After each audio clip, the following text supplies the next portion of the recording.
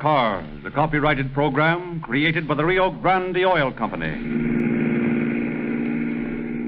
Calling all cars, attention all cars, attention all Contra Costa County Sheriff's cars, broadcast 117. All cars pick up any person attempting to pawn watches or diamonds or having bloodstains on their clothing. Such a person may be the murderer of Harry Whitted, a jeweler of Crockett, who was murdered this morning in his store. That's all.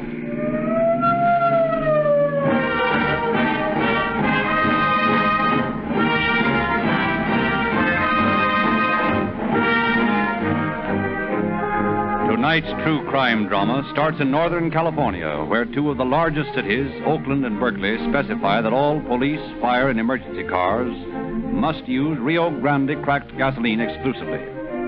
The play ends in Phoenix, Arizona, where all sheriff's cars of Maricopa County are also powered by Rio Grande cracked gasoline.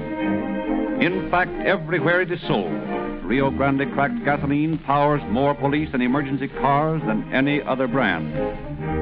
Leading cities specify Rio Grande because their tests have proved that the exclusive patented cracking process makes the liveliest, fastest, and most powerful gasoline.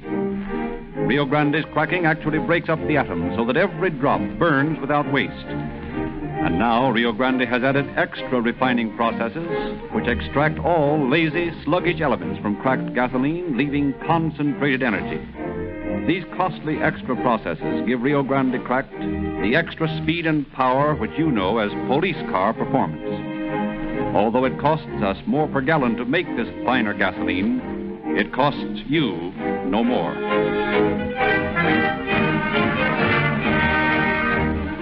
And now it is our great pleasure to present Sheriff Miller of Contra Costa County, who will speak to you from the studios of station KFRC in San Francisco. Sheriff Miller.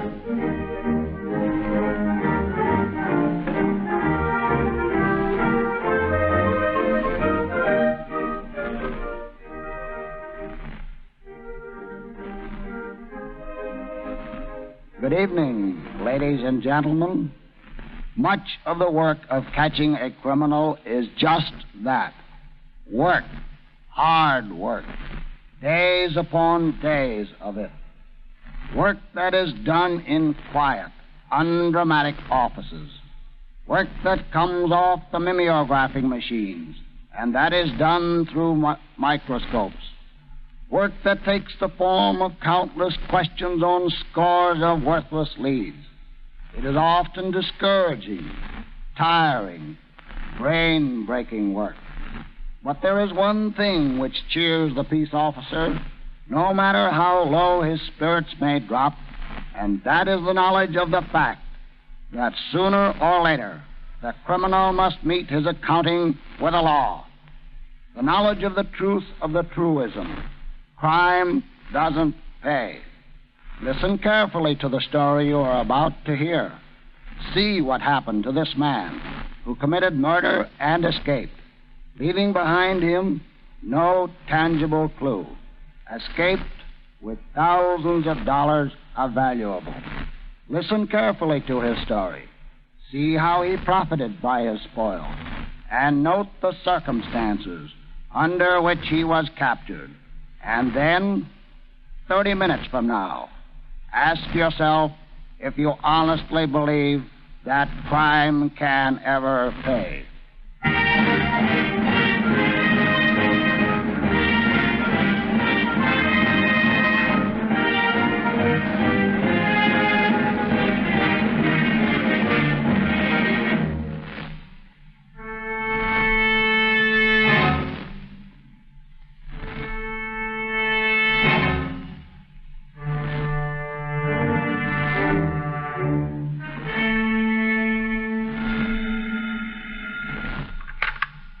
Contra Costa County Sheriff's Office. Speak to the sheriff. This is Sheriff Veal speaking. This is Constable Meany over in Crockett, Sheriff. Better come over here right away. Harry Whitted, the jeweler, has been murdered.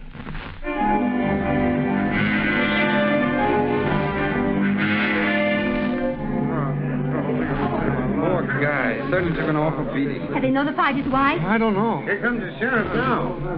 Where is the body, Constable? Back here in the optical room. Slashed to bits. Has the doctor seen him? Yes, Sheriff. I made a hasty examination. What did you find, Doctor? He has 3 deep fractures of the skull, any one of which could have caused death. And as you see, he's been nearly decapitated. Find any clues, Constable? No fingerprints at all, Sheriff. There's a lot of stuff stolen, though. If we get an inventory of the stock... Probably can't. Well, I don't know. Harry was very careful about keeping books. Yes, but he's dead. Who would know about his business? Well, there's Mrs. Whitted. Has she been notified? Not yet. I was waiting for you. Well, you'd better notify her of what's happened. Right away, sir. Wait just a minute.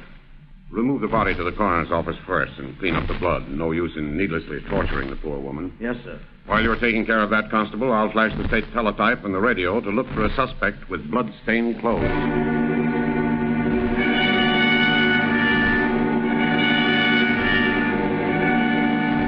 Over police radio and along the state police teletype, the news of the crime is carried to every peace officer in California. Special railroad agents are notified, and the State Highway Patrol throws a cordon of armed officers around Contra Costa County.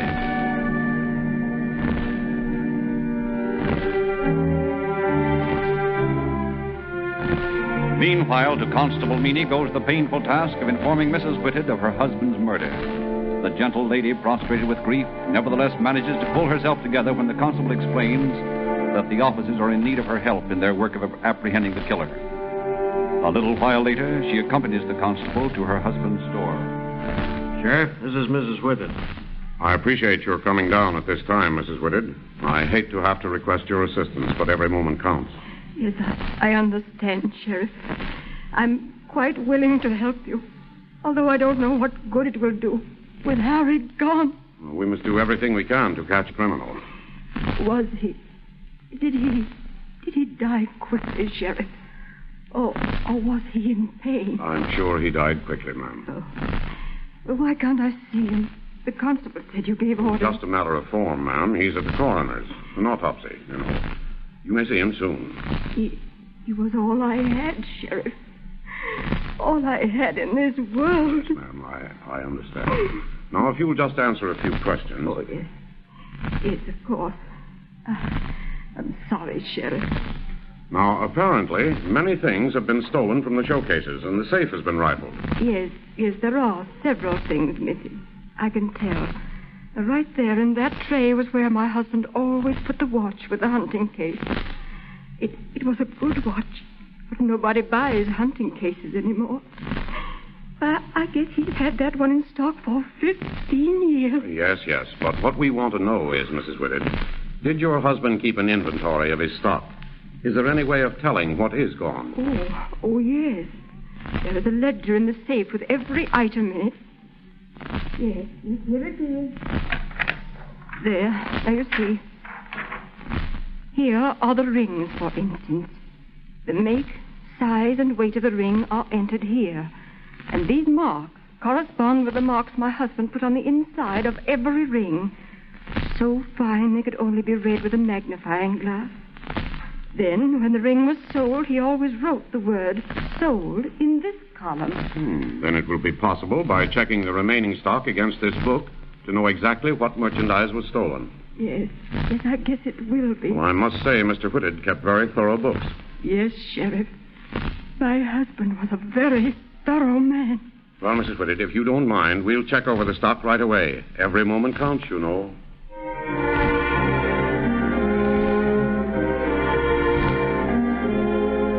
And so the widow of the murdered jeweler checks her husband's stock with the sheriff, choking back the tears as piece by piece recalls some intimate detail of her life, some recollection of an association abruptly and permanently terminated. It is a ghastly task, but the brave woman sees it through, and hours later the sheriff is in possession of his first real clue, a complete list of the stolen goods. That afternoon he checks with his deputies at headquarters. Well, boys, I'm having the list of stolen goods mimeographed. And by tomorrow morning, it will be in the hands of the pawn shop details of every police department in the state. That ought to be our biggest single help. Sooner or later, this guy'll have to pawn some of the stuff. What makes you so sure it's a one-man job, Lancaster? Well, I just have a feeling it was. I don't know why. Pick up any dope when you were questioning Whitted's acquaintances? Nothing of any value. He was well thought of in Crockett. Didn't have any enemies that I could find out about. It's a strange thing. Such a bloody, vicious murder. I can't understand it. Well, I can tell you one thing. We're going to have a job on our hands after we catch the guy. Why? The people over in Crockett are in an ugly mood. They're talking about lynching. Oh, let them blow off steam if it makes them feel better. But I can assure you, Lancaster, there won't be any lynching. Not while I'm sheriff.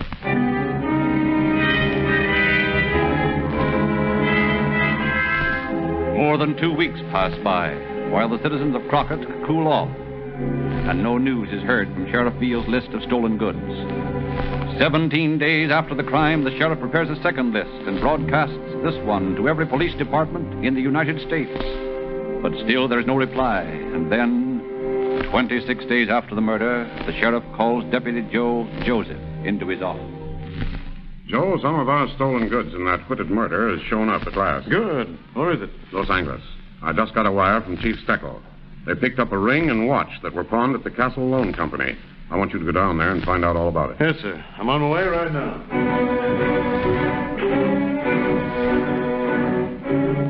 Next morning, Joe Joseph interviews the proprietor of the pawn shop in Los Angeles. I want to look at that ring and watch you're holding for the police department. And who are you? Deputy Sheriff Joseph of Contra Costa County. Oh, yeah, they said you was coming in. Well, here's the stuff. When were they pawned? December 20th. Who pawned them? Well, the fellow signed the pawn ticket, Johnny Gomezzino. I gave him $6.50 for the ring and the watch. What did he look like? He's about 35, I should say. 5 feet 10 or 11 inches. A good-looking guy. Has curly hair. American? No, maybe a Mexican or a mulatto. Okay. I'll redeem these things. I want that pawn ticket he signed. Oh, yes, sir.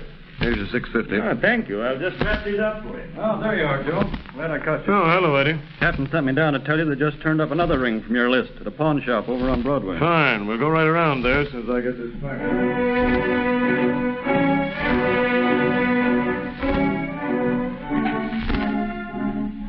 Now, what name did the man use who pawned this ring? Well, let me see now.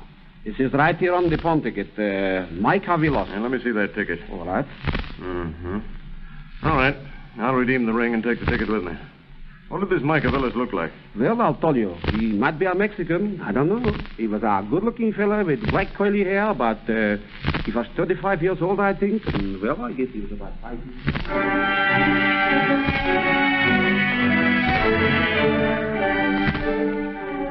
So we've got a pretty definite identification from those two pawnbrokers down in L.A., Sheriff. And I've experted the handwriting on the two pawn tickets, and the names Johnny Gomezzino and Mike Avilos are in the same handwriting. Good. I'll run off another list of stuff, including a description of our suspect. I knew he wouldn't lay low too long.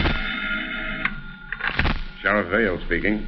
Sheriff, this is the constable at Los Gatos. Yes?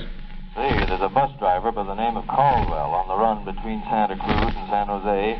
We bought a watch listed on your circular. That's fine. Where can we find him? Probably at the stage depot at San Jose. Okay, Constable. Thank you very much. Joe, I want you and Bill and Dick Jocelyn to go down to San Jose. Find a bus driver by the name of Caldwell who's on the Santa Cruz run. He's got one of those watches. Okay. I'll get the boys and we'll get started right away.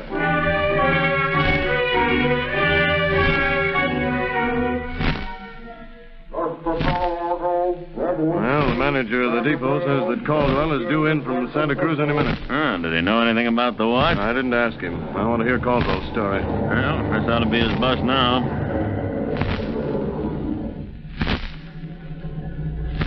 All right, Jimmy, now watch your step now. All right, come on, let's talk to him. Okay. Just a minute, buddy. I want to talk to you. Yeah? What about? You bought a watch the other day, didn't you? What of it? No, don't get tough. We're officers from Contra Costa County. Oh, well, that's different. Mind letting us look at that watch? No, here it is. Got that list, Dyke? Yeah. Right here. Elgin, 17 Jewel, movement number 67309-652. 67309. Yeah, here it is. Where did you get this watch, buddy? Well, a guy that rides the bus now and then offered it to me for $8. This watch is worth over 50. Didn't you suspect anything when they offered it for 8? No, only I was afraid it wouldn't pass railroad inspection. Well, the watch is hot. Red hot. Who was this bird that sold it to you? I don't know his name. I've seen him just a few times when he rides the Santa Cruz run with me. What's he look like? Well, he's Mexican, maybe. He's got black, curly hair. He's about 5'10" and weighs about 170. That's right. How'd you know? We know a lot about him, but we don't know his name.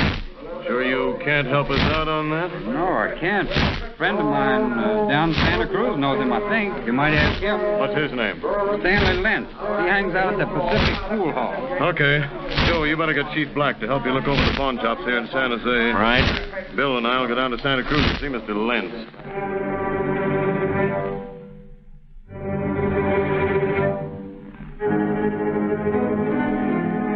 While the two deputies journeyed to Santa Cruz, Joslin, assisted by Chief Black of San Jose and his men, scoured the pawn shops of the city for the missing articles. After an intensive day's work, Joslin discovers one of the rings in a pawn shop run by Isidore Levine. You say you pawned this ring twice? Sure. Once on December 27th, I lent this fellow $23 on it. Then on the 29th, he come back and redeemed it. But that night, he come back again. And he tells me he lost all his money gambling, so he wants a little more on the ring. So I gave him $27 that time. Let me see those tickets. Sure. Here you are. Thanks. Ah, look here. One ticket is signed Pete Sanchez and the other Pete Hernandez. So they are. I never noticed that before. You sure the same fellow brought the ring in? Oh, positive. So am I. The handwriting's the same. And if you ask me, it's the same as the handwriting on the pawn tickets we found in Los Angeles. While Joslin is definitely verifying the comparison of handwriting on the San Jose pawn tickets, Under Sheriff William Beale and Deputy Joseph have located Lentz in the Santa Cruz pool room. Lentz, we're looking for a guy, and we think you know who he is. Well, that all depends. Who are you looking for? Fellow that sold your friend Caldwell a watch a little while back. He's about 5'10", looks like a Mexican. Age about 35. You know who I mean. Don't know anybody like that. You better think carefully, Lentz. We're investigating a bad beef. I ain't involved. Yeah, well, how do we know? They stretch for murder in this stage, you know. Yeah, but I ain't... No. Nobody's accusing you. But we just want to know about this friend of yours. What's his name? Well, I don't know anybody like that. Only Mexican Dan. Mexican Dan what? That's all I know. Where's he live? I ain't sure. Think hard. Well, maybe he's over at the Toltec rooms. I ain't sure.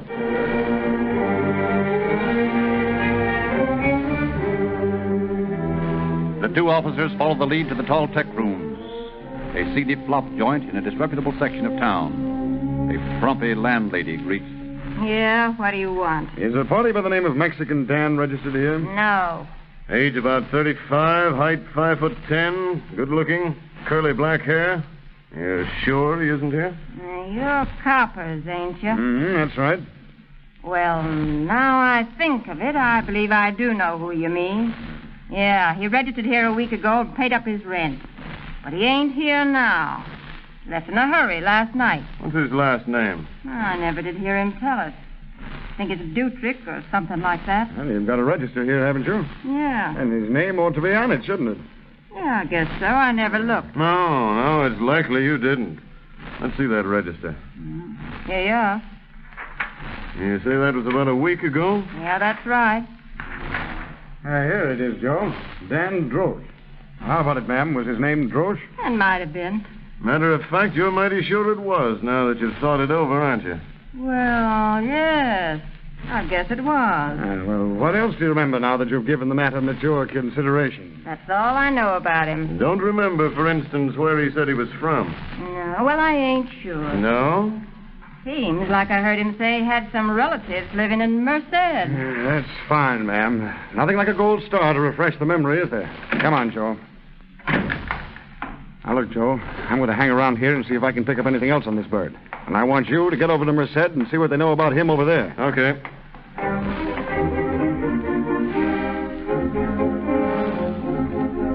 Next morning in Merced, Deputy Joseph looked up his old friend, Officer Louis Fragle.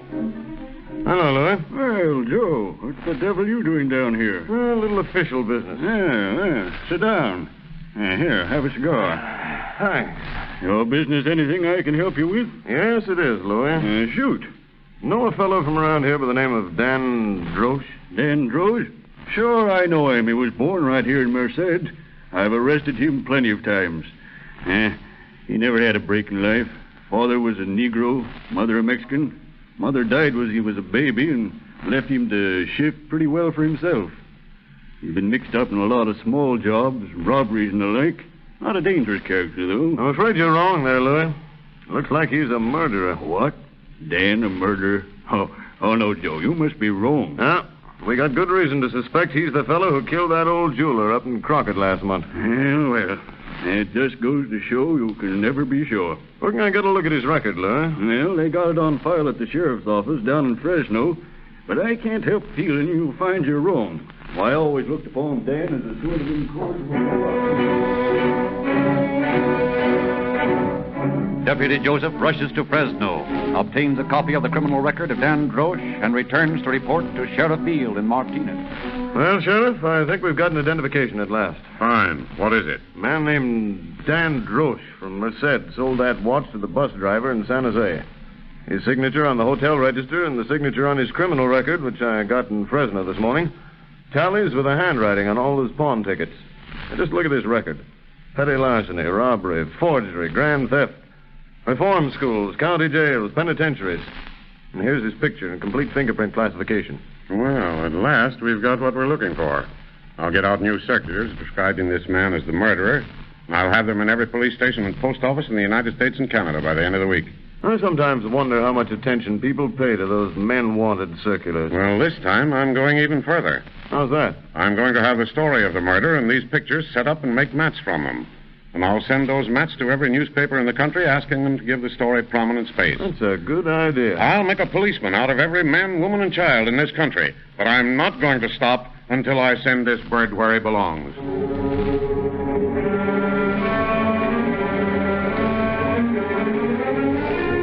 The newspapers readily comply with Sheriff Beale's request for cooperation. But it is not from some distant point that his first assistance comes from the public. It is from his own hometown of Martinez. For the morning after the story appears in the papers, Mrs. Frances E. Upton, proprietor of the Upton Hotel, calls upon the sheriff. Sheriff, I read about that murder in last night's paper. Yes, Mrs. Upton? Well, that man registered at my hotel on December 2nd, while my night clerk was on duty. Are you sure? Yes. My night clerk recognized him from the picture in the paper. He checked out the next morning, and then that night... The night of December 3rd? That's right. The night of December 3rd, he checked in again, while I was on duty. I know it was the same man, only the first night he gave the name of A. Randall. The second night he signed the name of G. Oliveras. Did you bring the register with you? No, I didn't know you'd be wanting well, never mind. I'll send a man over to your place to look at it. I want to compare those signatures with some others I'm collecting. If you're positive that this is the man, Mrs. Upton, then you've helped us a great deal. This places our suspect within 7 miles of the scene of the crime the morning it occurred.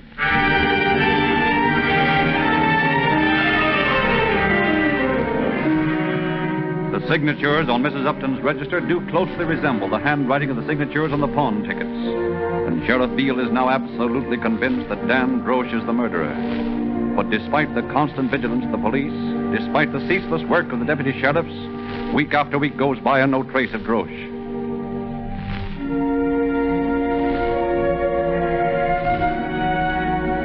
Then, one chill February dawn, 2 shabbily dressed men are shuffling along the deserted streets of Phoenix, Arizona. I tell you, Dan, this life's the bunk. The cops kick you out of El Paso, and a brakeman kicks you off a train in Tucson. The cops kick you out of Tucson, and the shack kicks you off at Phoenix. I wonder how long it'll be before we get kicked out of Phoenix. I don't care. I wouldn't care about anything if I could only get some grub in me. Yeah, maybe if we got something to eat, we wouldn't be so cold. Yeah. You know, Dan, we ain't dumb. Why don't we team together and knock over a bank or something? Then we could eat for a while. Hot dough don't stick with you. What do you mean? Oh, I don't know, but I pulled a job a couple of months back. Got away with a nice poke full of hot jewelry, but it never done me no good. What do you mean? Oh, I pawned a few pieces, and then I figured I was hot. So I started to El Paso, and I went into an old pal of mine I used to know in the big house. You know what that dirty so-and-so done? No, what? Well, while I was sleeping one night in the jungle outside of Lordsburg, New Mexico, he swiped my poke and took it on the lamb. Can you imagine that? The dishonest rat. Yeah. Hey, Harry, look. What? There's a bread wagon standing in front of that grocery store, and the driver's going around back. Let's swipe ourselves some breakfast. Okay. You keep your eyes open for the driver, and I'll snatch some buns. All right. Coast clear? Clear.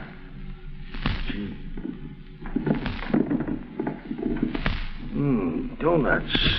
Coffee cake, huh? Still hot. Gee, what a break. Well, what do you think this is? A free lunch? Well, what the... I think I'll have to run you in. We don't like booze in this town. Well, I was just trying to get something to eat. Why don't you go to work for it? Work? Yeah. Try and find any. Oh, where's my pal? Why don't you run him in, too, Flatfoot? He beat it when he saw me coming. You ought to pick a more reliable lookout when you're planning a job. Come along now.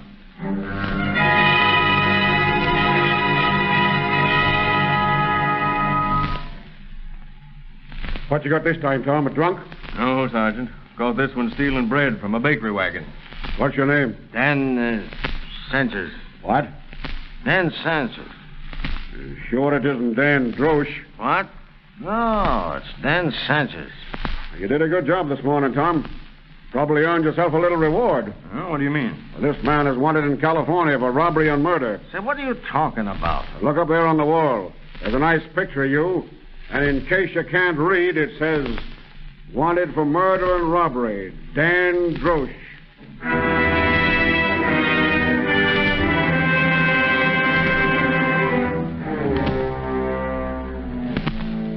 Drosh was quickly extradited by Sheriff Beale. Brought to trial, he pled guilty by reason of insanity. But the jury was unimpressed by his plea, found him sane, and then found him guilty of murder in the first degree. There was no recommendation of clemency. And in spite of his boast that he would never hang, Dan Drosh's lifeless body swinging from the gibbet in San Quentin in the gray dawn of September 12, 1933, added another human sacrifice on the altar of society, above which is inscribed in flaming letters the legend, "Crime does not pay."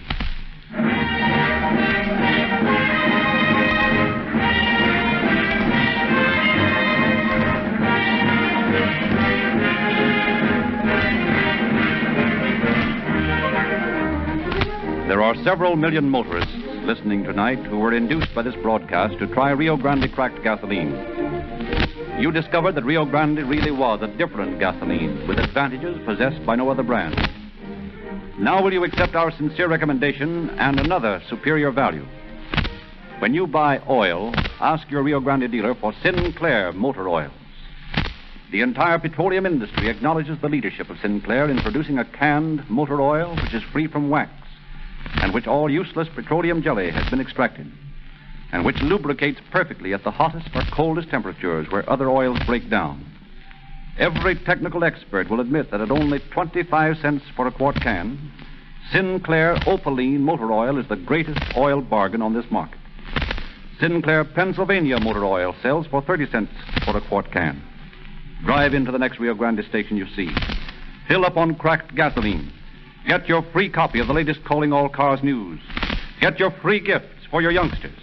Get Sinclair canned motor oil in your crankcase, and you'll get greater value for your money than you ever got before.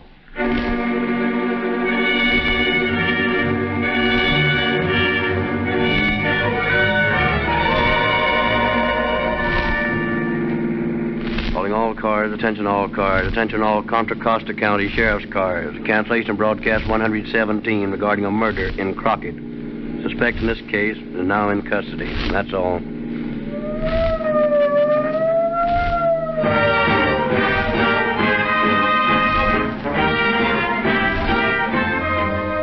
This is your narrator, Frederick Lindsley, bidding you good night for the Rio Grande Oil Company.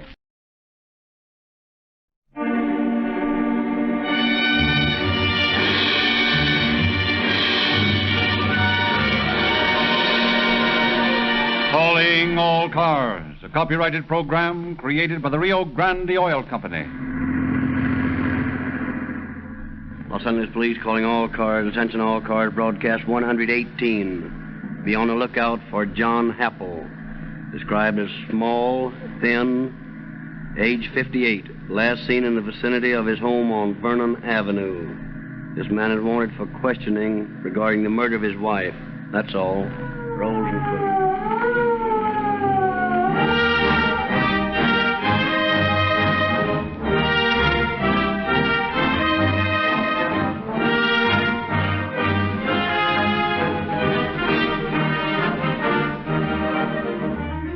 It is obvious that the police of the most important cities and counties in the West would not be specifying Rio Grande cracked gasoline exclusively for police cars and other emergency equipment unless tests had conclusively proved that it was the fastest starting and most powerful gasoline that money could buy, as well as quickest on the getaway. You have all heard how Rio Grande's exclusive patented cracking process creates a gasoline that is recognized by petroleum experts as the very finest that can be produced. Now, listen to another refining advance perfected by Rio Grande. All cracked gasoline now goes through additional refining processes which extract all sluggish, slow-burning, lazy elements, leaving only concentrated energy. Now Rio Grande Cracked offers a finer gasoline than ever before, which means the finest gasoline money can buy. Yet it costs you no more to enjoy this police car performance.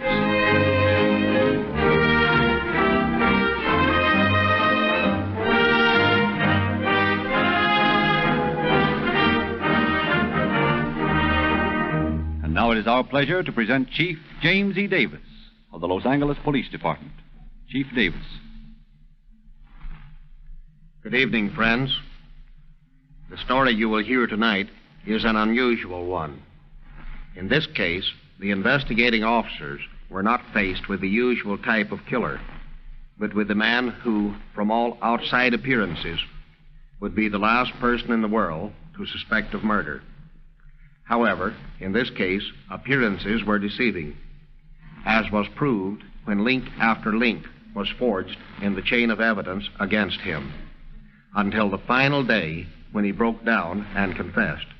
The killer led the officers on a long, hard chase, but it proved again that although the criminal may elude capture for sometimes a week, sometimes a year, in the end, he is bound to be caught.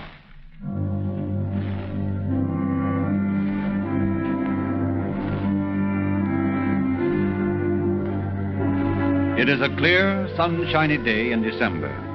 In a small bungalow court on Vernon Street in the southeast section of Los Angeles, Mrs. Rose Happel is busy hanging out the washing when her next-door neighbor, Mrs. Alfred Wyatt, stops by on her way to work for a morning chat.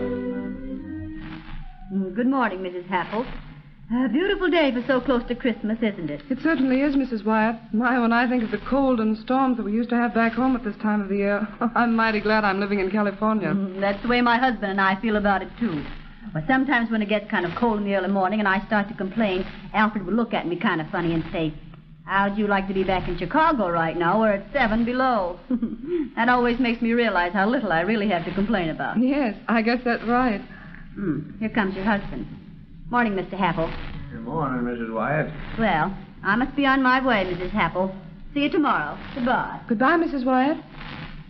Well, John? Now, don't go starting the day off by nagging at me about work. I'm going out and look for a job as soon as I have some coffee. I wasn't going to mention that. I don't see where you get the idea that I'm always nagging you. Well, you are. I can't stand much more of it. Is there any coffee on the fire? I think there's some in the pot. You'll have to warm it up. All right. I'll be in just as soon as I finish hanging out these clothes. Yeah, nice household when a man has to do his own cooking. Not enough coffee here. Rose! Rose! What do you want? Where do you keep the coffee? There isn't any left in the pot. Oh, well, wait a second and I'll come in and make you some more. You don't have to exert yourself. Just tell me where to find the coffee and I'll make it myself. I don't mind making it for you, John. Here, you sit down over there and read the paper and I'll have some fixed in a minute. Very funny you being nice about it. You must want something. John, what makes you so disagreeable? Are you feeling all right? Of course I'm feeling all right. Good as I can feel, with you nagging me all the time. Oh, you talk nice in front of people, but I know what you're thinking. I can see by the way you look at me that you think I'm a lazy good-for-nothing. Well, maybe I am. All right, John. Don't get yourself all worked up over it. Read the paper or something until I finish making the coffee. Never mind the coffee. I don't want it now. I'm going out and see if I can find some work. Anything to get away from you. You've got me worried, John. Sometimes I think you're not sane. I'm not sane. That's the last straw. That's the only thing you haven't said before. I might have known you'd think of it sooner or later. I am sane. You're the one that's crazy. You're crazy as a loon. John, for heaven's sake, calm down. Your heart won't stand it. My heart won't stand it. I won't stand it. I'm sick and tired of your talk all the time. I won't stand it any longer. I tell you that. I'll think of something, some way to make you keep quiet. John, please don't go out in such a condition. You're liable to get into trouble. Trouble? You're the biggest trouble I have. I won't have you much longer. You wait. I won't have to listen to you much longer. Just you wait and see.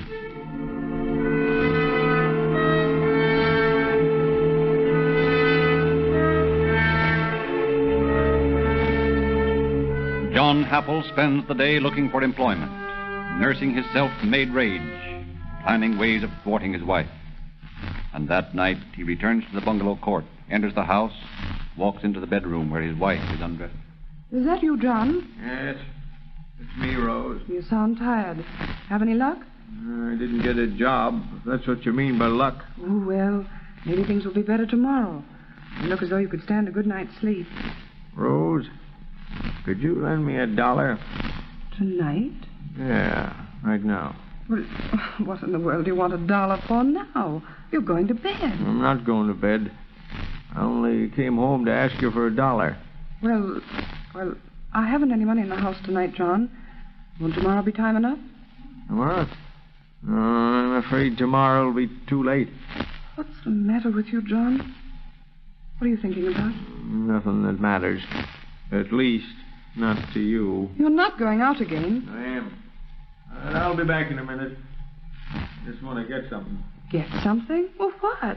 I'll show you in a minute. You'll know what I mean when I come back.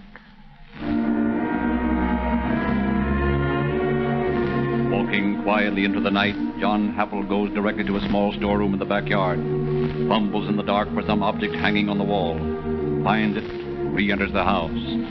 As he opens the bedroom door, his wife's back is towards him. Slowly he raises his arm, a heavy iron bar held firmly in his right hand. Then, sensing his presence, his wife turns, sees him. John! John!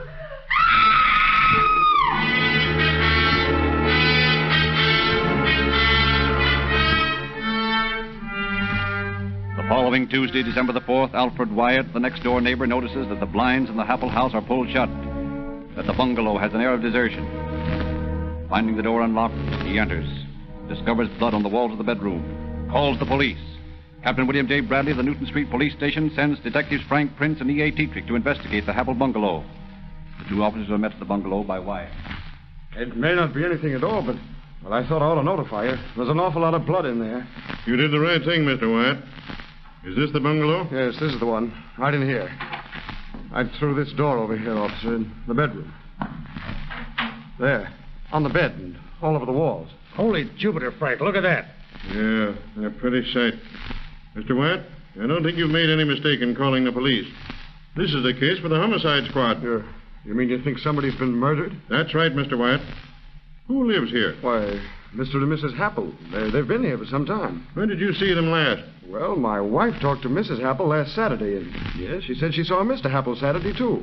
Ed, we'd better look around here and see what we can dig up. Right. Say, if someone's been killed, where's the body? That's what we've got to find out.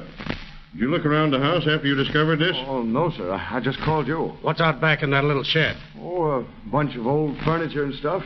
The Happels use it for a storeroom. There's a couple of trunks out there I noticed that I don't think were there last week. Maybe we'd better have a look out there. Come on, Ed. Right. You sure those trunks weren't there last week? Oh, positive. I noticed them for the first thing when I got here today. Yeah. Let's have a look inside of them. Thing's heavy enough. Must be filled with books. Maybe. How about the lock? Is it fastened? I'll see. Yep, locked tight. Guess we'll have to force it. Here. Use the screwdriver. That ought to do the trick.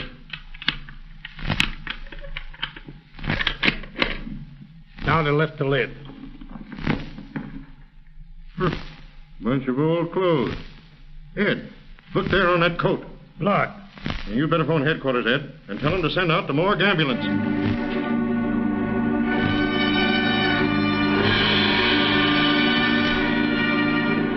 Apprised by phone of the grisly discovery, Captain Bradley immediately calls Chief Joe Taylor of the Los Angeles Detective Force, who in turn notifies Captain Bert Wallace of the homicide detail, and orders him to send detectives L.E. Sanderson and R.E. Peace out to the death bungalow to assist in the investigation.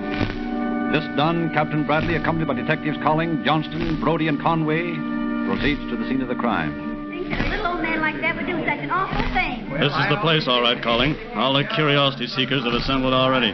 Yeah. Hello, Captain Bradley. The trunk's around back. Good. I brought Pinker with me to look for prints and Oliver and Davis to shoot some pictures. Let's go back then. Right. All right, you people. Come on, clear out of the way now. You wouldn't want to see it if we'd let you. Got any leads? Well, looks like an open and shut case against her husband. The neighbors tell me even an eccentric old bird was always telling people how badly he was treated by her. Had a persecution complex or something. Where is he now? Well, nobody knows. The fellow who called you saw him last. That was Saturday. He hasn't been seen around here since. Have you got a description of him? Yeah, I was just going to phone it in when you arrived. You better do that now and get it on the state teletype. If he did do it, he's probably out of town by now. I'll go round back and look things over while you phone.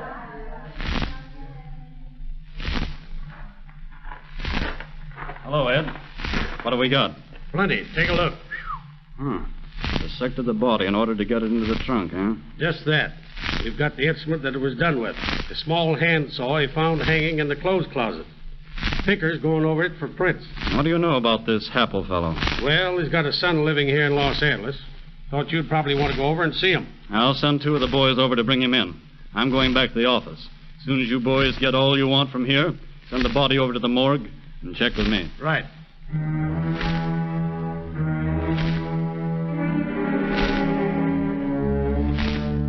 Returning to his office, Captain Bradley settles down to the task of piecing together the little he knows about Happel.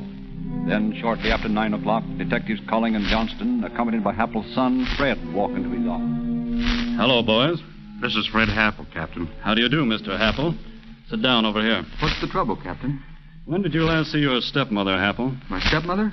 You mean Rose? If that's her name. Why, I guess it was the day before Thanksgiving. She came over to tell me that she and Dad were going to move back to their farm in St. James, Missouri. She had a small gas stove at her house and told me that I could have it if I'd come over and get it. Did you? Well, as a matter of fact, I was too busy.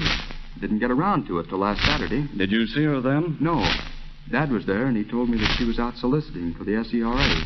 He helped me to load the stove in my car. Did your father seem nervous, upset? No more than he has been for the past year. He's been in pretty bad shape, mentally and physically, for some time. Have you any idea where he is now? Why, no, not the slightest. Say, he's in some kind of trouble, isn't he? I'm afraid he is. We'll talk about that later. Now the main thing is, we want you to tell us everything you can remember about the relationship between your stepmother and your father. How'd they get along? Well, not so well. Dad was always telling us how she mistreated him. Said that she had enough money to support both of them, but she wouldn't give him any. Mr. Happel, did you have any objections to our taking your fingerprints? Why, merely for comparison. Well, no, I wouldn't mind at all. Good. In the meantime, I want you to take a little trip with me. Shouldn't take more than 10 or 15 minutes. All right. Only I wish you'd tell me what this is all about. You'll know shortly. Come on down with me. We're going to the morgue.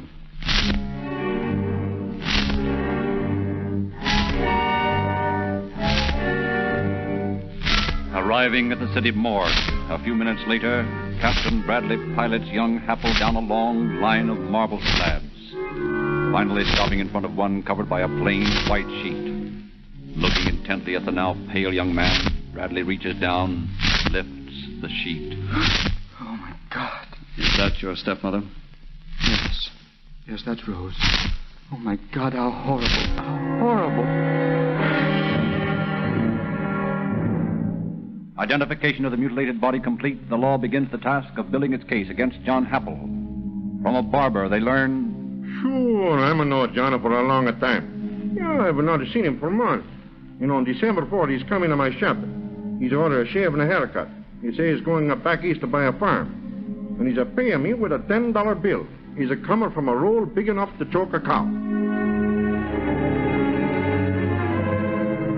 From the teller in the bank where Rose Happel kept a savings account. Why, yes, Mr. Happel came into the bank and presented a check for $491.30, signed by his wife. It closed out her savings account, but the signature looked genuine enough. I gave him the cash without a question. A close inspection of the check and comparison with others, signed by Rose Happel, establishes it as a forgery. In the little shack where the trunk was found, detectives discover the heavy iron bar used to murder the victim. Little by little, the facts forge a chain of evidence which points directly at John Happel. But of his whereabouts, no trace can be found. Then, on December 14th, 2 weeks after the murder, detectives staked out at the death bungalow take a letter addressed to Happel from the postman and turn it over to Captain Bradley. It is signed by a person named Meyer and mentions certain business dealings. The letter is postmarked St. James, Missouri.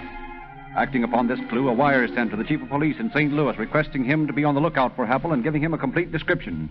And in St. Louis, Patrolman Emil Hopkins, reading the name in the police bulletin, recalls the fact that he knows a William Happel, John's brother, who lives in Maxwell, just outside of St. Louis. Suspecting that the wanted John Happel would get in touch with his brother, Patrolman Emil Hopkins drives to Maxwell and for 2 days mingles with the inhabitants, keeps his ears open for any bit of news of Happel. On the third day, his patience rewarded while he is loitering in the general store. He overhears a couple of farmers state that their old friend John Happel has just taken the bus for Arnold.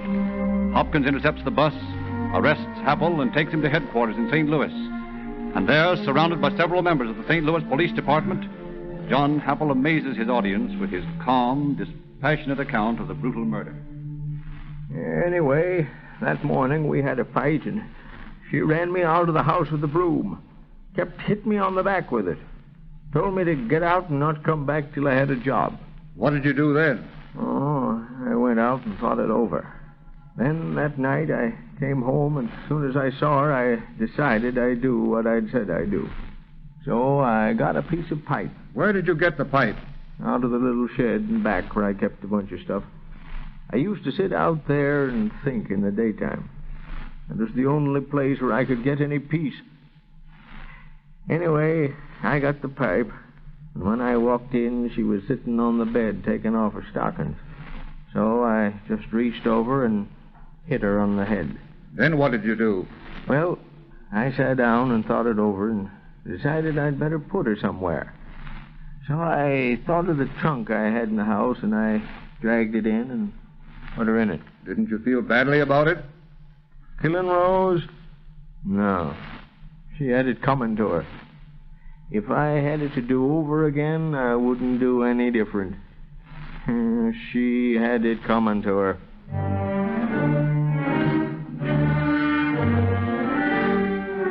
Continuing in detail, the little thin man makes a complete confession and seems to be actually glad that he's going back to Los Angeles to face trial.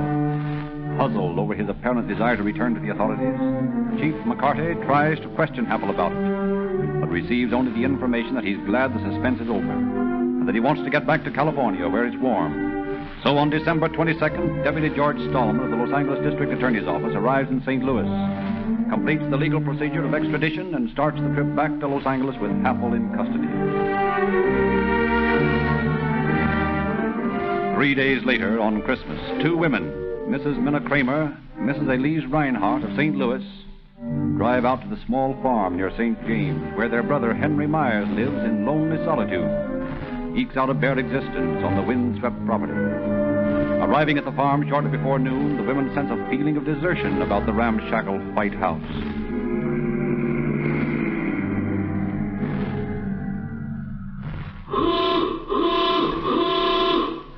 That's funny. Henry should have heard the horn when I blew it on the back road there. He usually comes out to meet me. Maybe he's not well. I never did see how I could live out here all alone and not get sick. We'd better go in and see what's the matter. I feel queer inside, Elise. There's something wrong here. That's funny. I feel the same way. Oh, listen. What is it? His dog. It's howling about something. Come on, Elise. Hurry. That howling's coming from round and back somewhere. Here's the porch. Follow me. Henry! Henry! Where are you? Minna, that dog is out on the back porch. I'm going to look. I'll go with you. Can you see anything, Elise? Oh, there's his dog, Minna. It's standing over something. Oh! Minna! Minna! What is it, Elise? Oh, he's been shot through the head. Henry! Henry! He's dead! Elise! He's dead!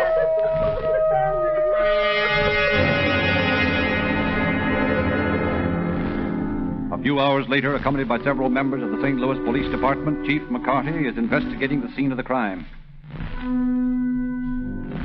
Now, let's see. Shot smack between the eyes. Looks like a small caliber rifle. I can't think. Who would want to do a thing like this to Henry? He had no enemies that I know of. Did he own this farm? No. I think he rented it from John Happel, who lives somewhere out on the coast. John Apple? Yes. Oh, this is why he was so eager to get back to California.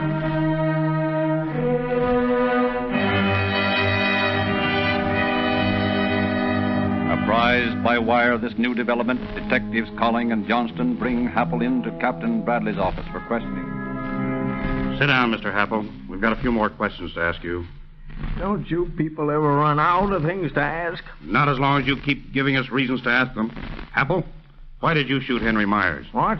You heard what I said. Why did you kill Henry Myers? I don't know what you're talking about. Who's Henry Myers? Oh, you deny knowing a man named Myers in St. James, Missouri? Of course I do. I don't even remember ever having been in any place called St. James. Might have passed through it on a bus, but that's all. Yet people back there who remember you when you lived there say that you were in St. James on the day that Henry Myers was last seen alive. That you mentioned the fact that you were going out to talk business to him. How about that? I don't know anything about it. I killed Rose, but I don't know anything about Henry Myers. Apple, do you want to take that trip all over again? Do you want to go back in all that cold and face the people you knew in St. James and have them identify you? No. Well, that's exactly what's going to happen if you don't tell us the truth about this. Because we know as well as you do that you killed Henry Myers. We've got letters written by him to your wife talking about the farm. All right, be quiet for a minute and I'll tell you. I can't stand people nagging me, I'll tell you. That's more like it. Now, tell us about it. Rose had tried to get him to move off the farm or pay some rent on it for a long time. And he wouldn't do it. Said the farm wasn't worth anything and then he wouldn't get off it. So when I got back there, I thought I'd go and either get some money from him or drive him off. Did your wife own that farm? Yes. All right, go ahead. Well, I went out to the farm and told him who I was, and he began to tell me all about the trouble he'd had trying to make a living and all that, and I told him I didn't care. And all I wanted was some money or for him to clear out. So what happened? Well, he insisted that he couldn't pay anything and made me mad. I had stopped in a little town and bought a small rifle, and I had it wrapped up in a package. So, while we talked, he sat down on the bed, and I started to put the gun together. What did he do then? Nothing. He just looked at me and said, "Oh, you got a little gun?" And I said, "Yes." And I was going to make him get off the property with it.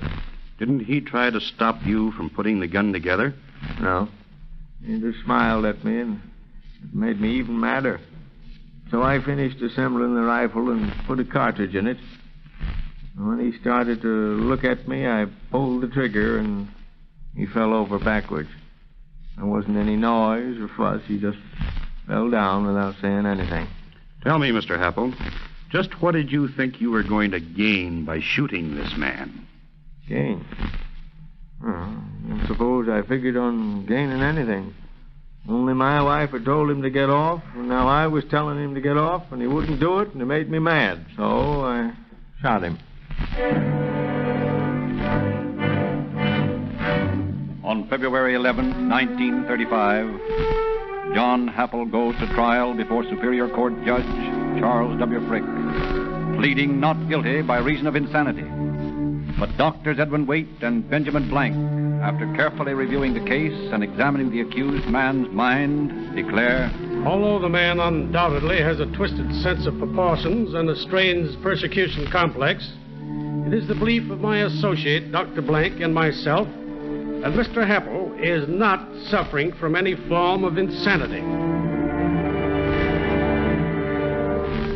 And a few days after this damaging piece of testimony, Deputy District Attorney Stallman closes his summary with the words, there can be no doubt about it. This man, John Happel, planned the murder of his wife carefully, knew exactly what he was going to do, and did it with willful intent to kill.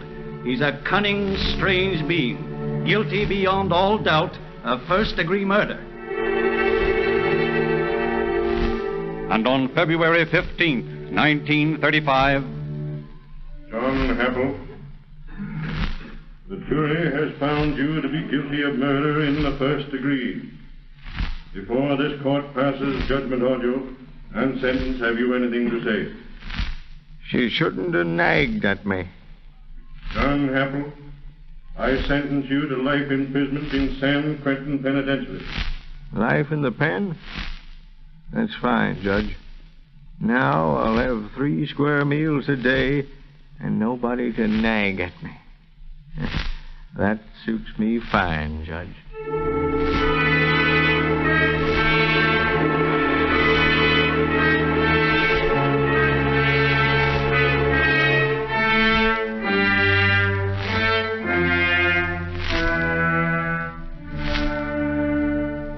For the full illustrated story about this unusual murder case, see the latest issue of the Calling All Cars News, which your neighborhood independent Rio Grande dealer will gladly give anyone absolutely free of charge.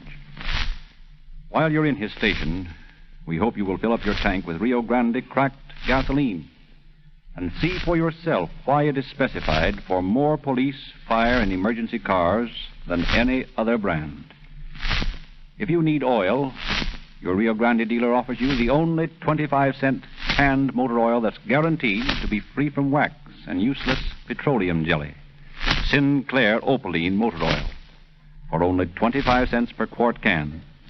This oil is guaranteed to give perfect lubrication at the highest or lowest temperatures where other oils break down. It is a fact that you actually do get greatest value for your money from your Rio Grande dealer. Cracked gasoline and Sinclair motor oils have made Rio Grande the fastest growing oil company in the West because they are such outstandingly superior values.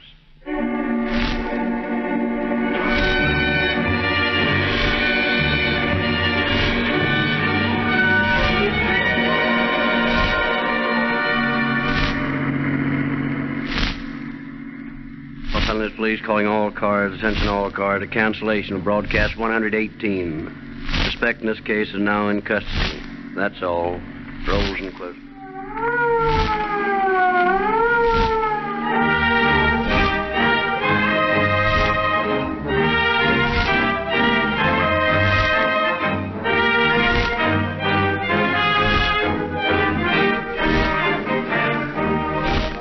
This is your narrator, Frederick Lindsley, bidding you good night for the Rio Grande.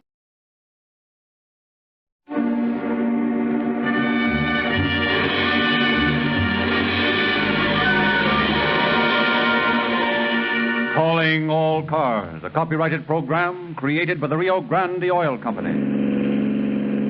Phoenix Police calling all cars, attention all cars, broadcast 119, regarding a series of thefts in the guest room at the Spiny Cactus Ranch.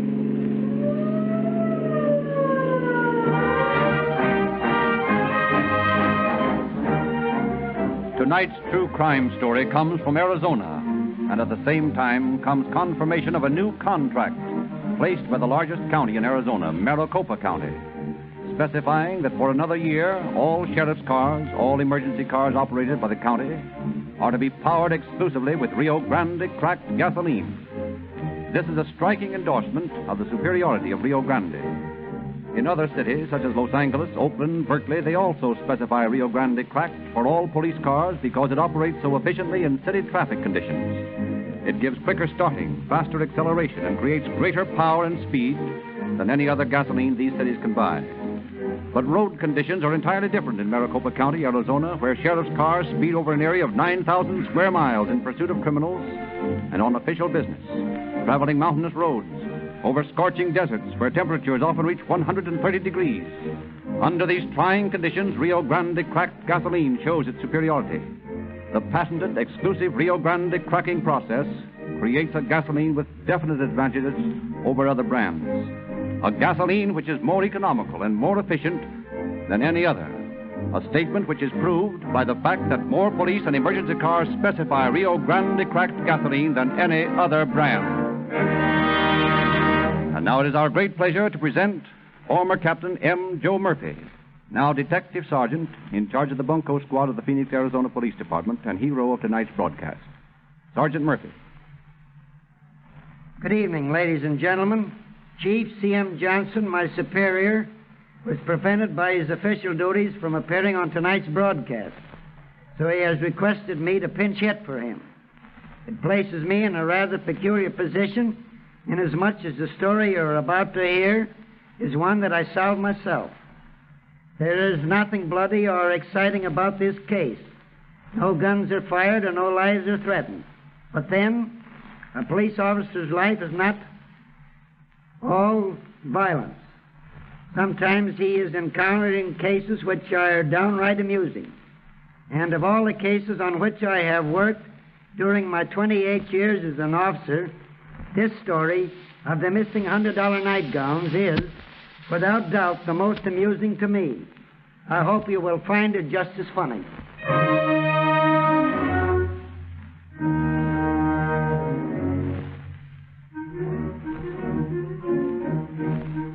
One day, early in the spring of 1913, Chief of Police A.J. Moore of Phoenix calls his ace detective, Joe Murphy, into his office. Sit down, Joe. Thanks. What's up, Chief? Well, I got a job for you, Joe. The guests up at the Spiny Cactus Ranch in Yavapai County are losing a lot of stuff from their rooms. I want you to go up there and catch the thief. You'll be registered as a guest. As a guest? I'll say, Chief, I couldn't mix with all those millionaires up there. Oh, sure you could. No. I'm a copper, not a dude. Oh, you'll get along all right. Oh, I don't see how. Well, you're going just the same. I'll be at home and get your bag packed and come back here in a couple of hours. I'll have your ticket ready for you. All right. Oh, by the way, I forgot something important.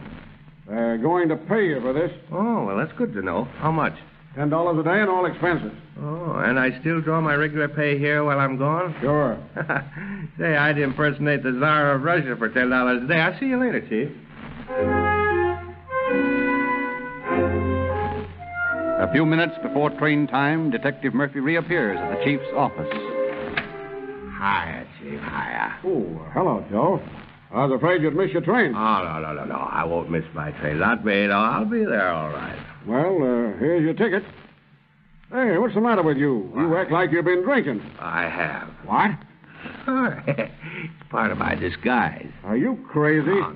Listen, Chief, I got it all worked out. Now, listen carefully. I am Thomas Whitney, Jr. You see, I'm the drunken son of an Eastern millionaire. I'm going to Spiny Cactus to take the baths and try to get over the habit. That is, rather, get over both habits. Both habits?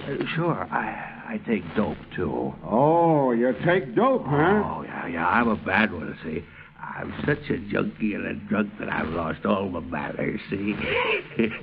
Yeah, then I can get by with anything I want to pull. Well, it sounds risky to me. Oh, no, there's nothing risky about it. Now, you just wire the Spiny Cactus Ranch and tell him to meet Mr. Whitney, the drunken young millionaire at the train, and I'll take care of the rest.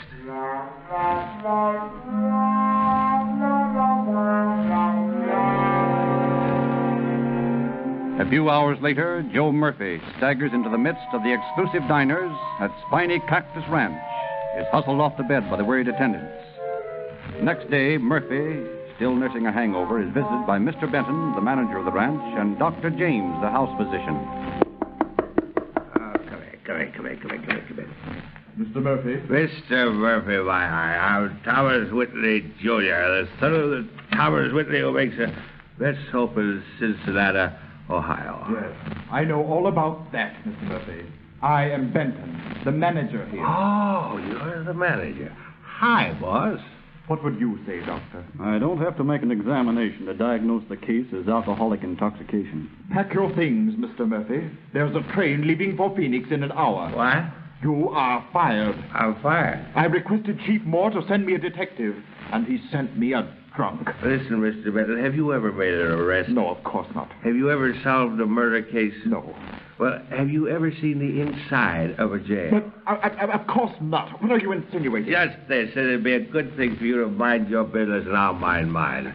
Now, I've never managed a hotel, and I don't intend to. I don't know the first thing about ice water and room service and vegetables in season, but I do know the policing business. Now, you just stick to your job, and I'll stick to mine. You're impertinent as well as unreliable, Mr. Murphy. Everything I've done is built for a purpose. Such as using a half page to sign your name on the register last night? It's lucky I didn't use the whole page. I was drunk. Oh, you admit it? Of course I admit it.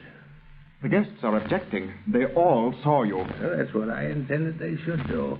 Now they'll leave me alone and I can get some work done on this case. You'll do no work on this case. You're going back to Phoenix.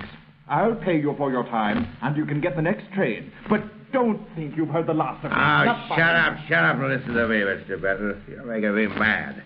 Now, you hired me to come up here with $10 a day in expenses. Well, that isn't enough. My services will cost you $20 a day in expenses. You're drunker than I thought you were. And I'm getting soberer every minute. You haven't heard the rest of this deal yet. I don't like that room you've given me, Mr. Benton. You're going to move me into the best suite on the ranch. The sort of a suite that Mr. Thomas Whitley, Esquire, the son of a Cincinnati soap millionaire, naturally have. This is preposterous. I'm not finished yet, Mr. Benton. You'll keep me in this luxurious style for 10 days. During that time, I will not touch a single drop of liquor. And if at the end of the 10 days I haven't captured your thief, then I'll go back to Felix and you don't owe me a cent. How about it? $200 is a cheap price for the reputation of your dude ranch. Taking up on it, Benton. You can't lose on a proposition like that. Well, I suppose you're right, Doctor. Very well, Mr. Murphy. You're on. Yeah, you're a sensible man, Mr. Benton. Now, let's get out of business. I want the whole story from you. All I know is that somebody's been stealing things from the guest rooms. Now, what has been stolen? When did it occur? Come on, let's have the dope. The thefts began about 2 weeks ago. Mr. Potter was the first to report anything missing. Well, what had he lost? A half-dozen pair of silk stockings and an expensive kimono. Oh, Mr. Potter wears silk stockings and kimonos, huh? Not Mr. Potter. Mrs. Potter wears them. Oh, I see. Well, that's small stuff. I thought you'd really missed something. We're missing just $30,000 worth of valuables, of which Mr. Potter lost at least $5,000. We'll be sued by the guests unless we reclaim them. Oh, that sounds more like it. You say Mr. Potter's the heaviest loser, huh? Can you put me into a suite next to his? Why, the bridal suite is next to Mr. Potter's. I'll take it. But now, shut up. I'm giving orders. You have my luggage moved to the bridal suite and tell Mr. Potter to get up there right away. I want to talk to him. Yes, Mr.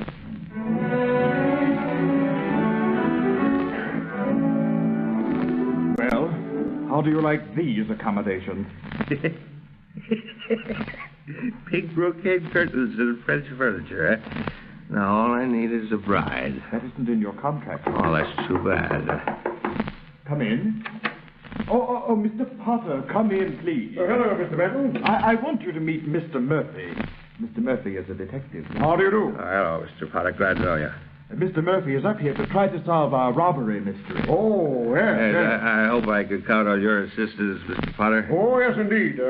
What can I do for you? Well, in the first place, you wouldn't mind if I had the door unlocked between our suites, would you? Well, no, if you consider it necessary. Yes, I do. Have you a passkey, Mr. Benton? Yes, right here. Would you mind unlocking that door between the suites there for us, please? Now, Mr. Potter, what have you lost from your room? Well, I heard about the silk stockings and the kimono. What else? Well, my wife has lost a half-dozen $100 nightgown. $100 nightgown. You mean each nightgown cost $100? Yes. Ah, it ain't possible. There you are, Mr. Murphy. The door's open. Oh, that's fine. Now, let's see. If I was sitting in this room facing the mirror over the fireplace like that, the reflection would pick up the door between the suites. Yeah. Mr. Benton, will you place that door slightly ajar? That's fine. I can see through the door to the mirror on the dressing table in the bedroom, and it reflects the entire living room. Why, how clever, Mr. Murphy. Yes. So simple. Why didn't I think of it myself? Because you ain't a detective. Now, Mr. Potter, you just go and enjoy yourself and forget all about me. Except to be sure that the door between our suite is open. Oh, you can count on me. Oh, thank you very much, sir. That's very nice. Now, Mr. Benton. Yes? At what time have these thefts occurred? At night or during the day or when? As nearly as I can figure out, they've all occurred during the day when the majority of the guests are out riding or playing golf or at the bar. I see. I suppose your guests are sufficiently snobbish not to try to scrape up an acquaintance with me, huh? Well, you could hardly expect after your condition on your arrival last night. Yeah, that's just fine. I don't want to make any friends. You're going to hear some funny things about me, Mr. Benton, but don't let them bother you. I'll send for you when I got anything to report, huh? Detective Murphy, face heavily powdered in simulation of a hopeless drug addict, mingles among the guests at the ranch, surreptitiously sniffs at imaginary narcotics, makes himself a nuisance to the exclusive habitués of the resort. 2 days later, he calls for Mr. Benton. Well, what have you to report, Mr. Nothing. Murphy? Nothing at all. But I have some questions to ask. Yes, go ahead. Who's the old lady who walks with a cane and never leaves the hotel? You must mean Mrs. Hendricks. Do you know anything about her? She's been coming here for 15 years. Comes out every winter. Oh, she's above stealing then, huh? I should think so. She's got $17 million in American sewer. I lost $1 in a Phoenix sewer once. Really? How about that blonde nurse? She's in and out all day. You must mean the girl who takes care of the Stanley children. Oh. She's beyond reproach. Oh, I'm sorry to hear that. And then there's that swell looker, the young dame with auburn hair, the $1 million figure. Who is she? That's the Countess Fraley. Oh, Countess, huh? She doesn't go out much either. The Countess is a perfect lady. Does she pay her bills? Promptly. How long has she been here? A couple of weeks. You know anything about her? Well, after all, she's a countess. All right. Only remember, it's my job to suspect everybody. But it isn't going to do you any good to cast aspersions on some of my most favored guests. All right, but that's the roll call of the people who hang around the hotel all day. Now, how about the help? We've investigated their quarters thoroughly and found nothing. Who investigated them? The deputy sheriff who's on the ground. Oh, there's a deputy on the grounds, eh? Yes, and a very good one. Well, why didn't you get him to solve your little mystery? Well, naturally, he's known. We wanted somebody to work undercover. And when you get your undercover man, you don't like the way he does his job. It isn't that, Mr. Murphy. Only I do not believe any of the people you've mentioned could possibly be guilty. All right, we'll see. Now, have all my meals sent up to me. I'm not going to leave this room until I catch somebody raiding the Potters next door.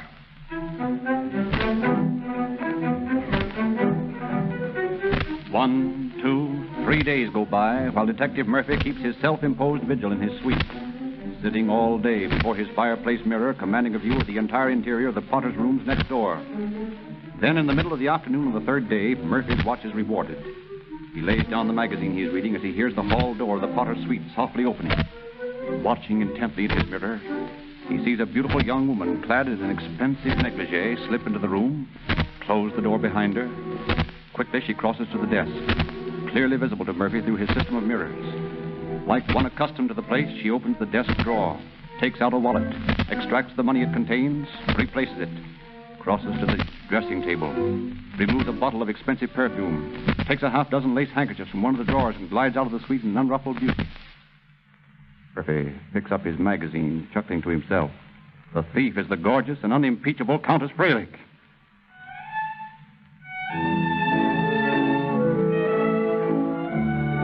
That night, Murphy breaks his custom and dines with the rest of the guests in the ranch dining room.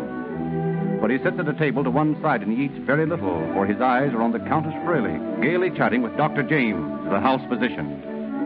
Dinner over, the pair wander down a path leading to the moon-drenched desert. Murphy saunters along, just far enough behind them not to be noticed. A slow quarter-mile from the ranch house, Murphy senses that he is being followed. Steps off the path behind a giant cactus. Coming down the path behind him is a little man in a huge 10-gallon hat, stealthily peering in all directions as he advances, gun drawn, step by slow step. When his shadow is abreast the swirl, Murphy suddenly steps into the path in front of him. Say, what's the big idea? Are you following me? Why, yes. Say, you better put that six-shooter away. You might get hurt. What's it all about? Who are you? I'm the deputy here at the ranch. Oh, you're the deputy, huh? Say, that's right. I heard of you. Reckon you probably have. Well, what are you following me around for? Well, to tell the truth, you're under suspicion. Under suspicion of what? We've been missing things around the ranch, and the boss told me to keep my eyes open for suspicious persons. And you sure look like a suspicious person to me. You know, you're wasting your time as a deputy out here. You ought to go to Washington and join the Secret Service. Yeah, I'm studying for that. Oh, you're studying for that. It'll be nice when you get your diploma, won't it? Yeah, kinda. Well, what do you do around here when there isn't any deputying to be done? Oh, I wrangle dudes for the boss in the daytime. And follow them around at night with a drawn gun, eh? Oh, not all of them. Only, you see, you're under suspicion. Yeah, well, listen, Sheriff. As long as you're checking up on suspicious things, take a look down there in the wash and see if that doesn't arouse your suspicions, huh? Well, let me run for a maverick if it ain't the doctor and the countess. Yeah. Looks to me like he's kissing her. Yeah, that's what they call it where I come from, too. Gee, ain't that a pretty sight? Hey, I can see you only work robbery detail up here. You don't seem to be interested in the duties of the vice squad. Come on, I'll walk back to the ranch house with you. All right. I don't think we ought to interrupt the doctor and the countess, do you? No, I don't think the countess will steal anything tonight. Uh-huh. Oh, nothing, Sherlock, nothing.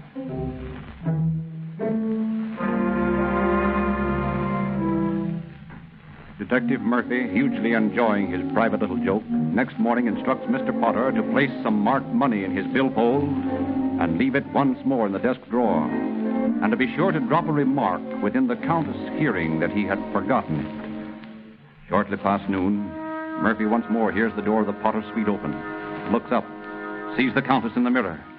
She takes the money plant from the wallet in the desk, helps herself to a dozen pairs of silk stockings and a silver ashtray. As she is about to leave the suite, Murphy jumps to his own door, opens it as she's passing. Oh, I beg your pardon. Did you knock? What? Oh, I thought I heard somebody knock. No, you must have been mistaken. Well, perhaps. I was lying down half asleep. I beg your pardon. The Queen can do no wrong, they say, but I guess that doesn't include the Countess. And now, ask Mr. Benton and Dr. James to come up, will you? This is going to be good. Oh,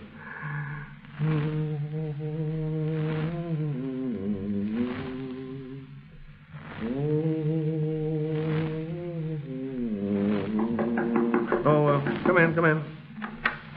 Oh, hello, gentlemen. Come in. Sit down. Thank you. Yeah. Well, Mr. Benton, I'm ready to make my report. Splendid. You're earlier than I expected.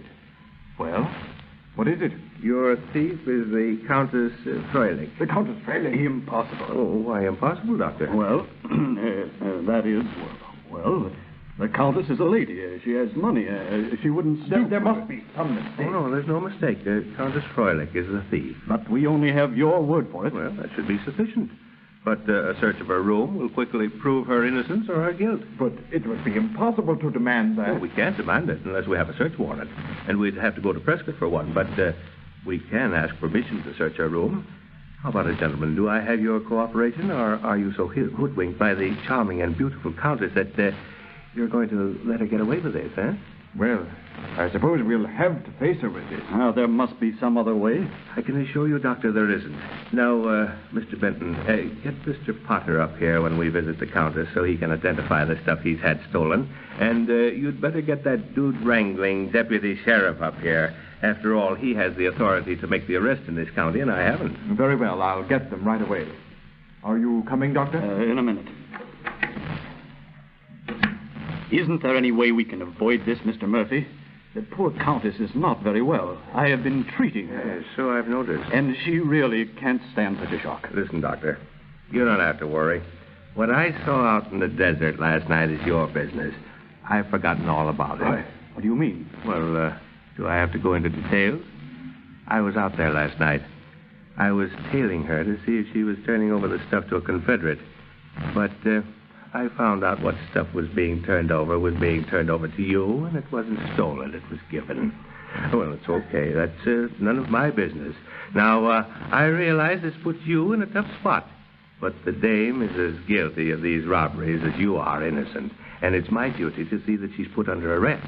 Well, I am glad you appreciate my position. Appreciate it? Doc, it has to be the best laugh I've had since I've been here.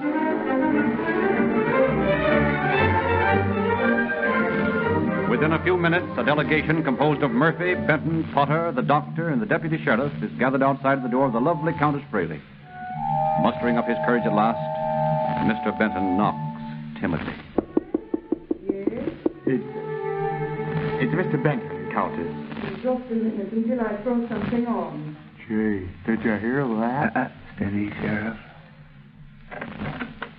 Well, Mr. Benton, I didn't know you had friends with you. Well, you see, it's this way, I think I'd better do the talking, Benton.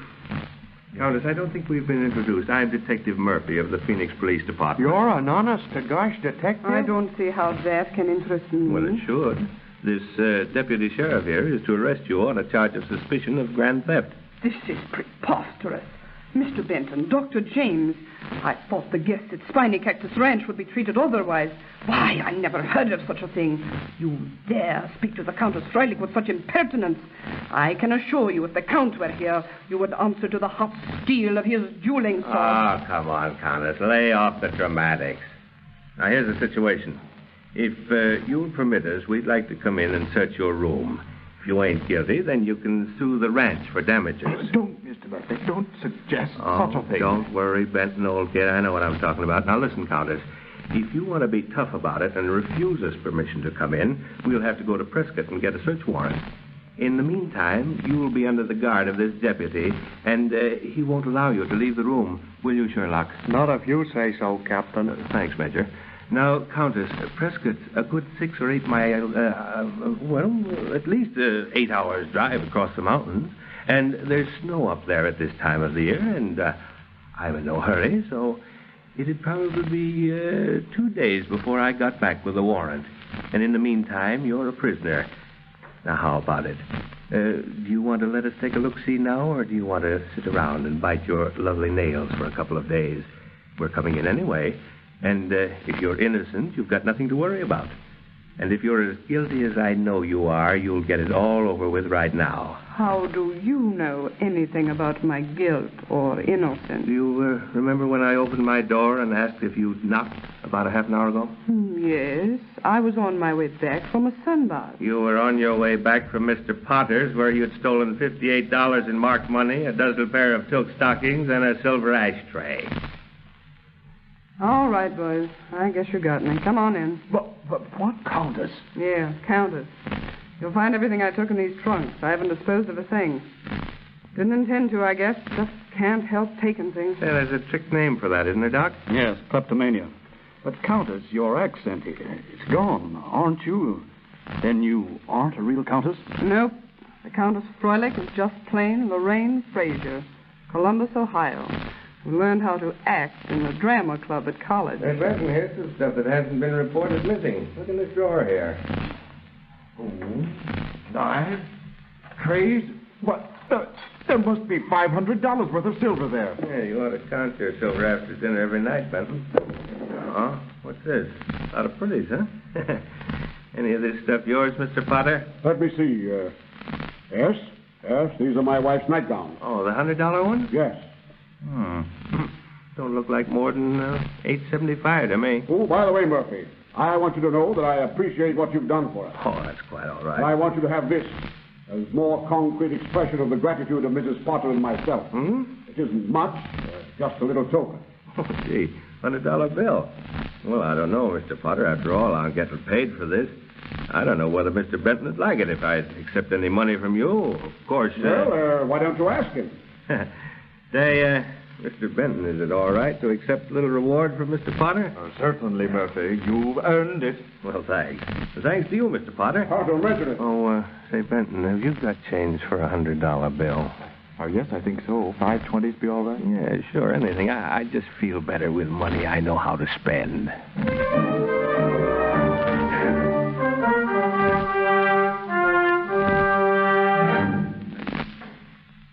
A matter of fact, I never had seen a $100 bill before, and just wanted to make sure that if it was counterfeit, I wouldn't be stuck with it. Lorraine Frazier, alias the Countess Fairlock, was a clear-classed kleptomaniac. She couldn't resist the impulse to steal. The law would have put her in prison, for grand larceny is a prison offense. But in view of the fact that we recovered everything, she had stolen, aggregating more than $35,000, and upon recommendations of Mr. Benton and Mr. Potter, the girl was released on probation to her parents and returned to Columbus, Ohio. Shortly thereafter, she married, but 2 years later, during the winter, she died with the flu. Thank you, Sergeant Murphy. Ladies and gentlemen, we especially ask that every listener to tonight's program call upon the nearest Rio Grande cracked gasoline dealer and ask for a free copy of the Calling All Cars News. The new March issue is double-sized, full of extra movie and crime stories, and it tells all about the true crimes to be broadcast on future radio programs. Of special interest to every boy and girl are the many new free gifts illustrated in the Calling All Cars News. Magic police pictures, a G gun, a detective microscope, and a complete detective outfit of many items, all given free to users of Rio Grande cracked gasoline. You will also find at every Rio Grande dealer's a stock of Sinclair motor oils in cans. There is something unusual about these oils. They contain no paraffin wax, and all petroleum jelly has been extracted. This means that there is no waste bulk or filler as you get in other oils. It is this useless jelly-like material which stiffens in cold weather and thins out in hot weather or at high speed until your motor gets very little lubrication. It costs you no more to get Sinclair canned oils, only 25 cents a quart for Opaline and 30 cents a quart for Pennsylvania. And you get only pure concentrated oil that's guaranteed to lubricate perfectly at highest or lowest operating temperatures. Sinclair motor oils owe their success, like Rio Grande cracked gasoline, to a policy of greater value at the same price.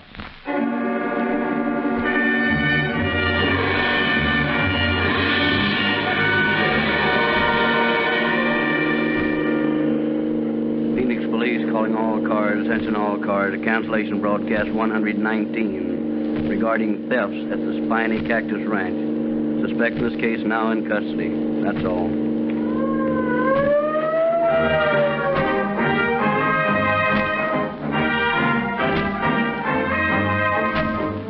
Calling All Cars is written and produced by William N. Robeson. This is your narrator, Frederick Lindsley, bidding you good night for the Rio Grande Oil Company.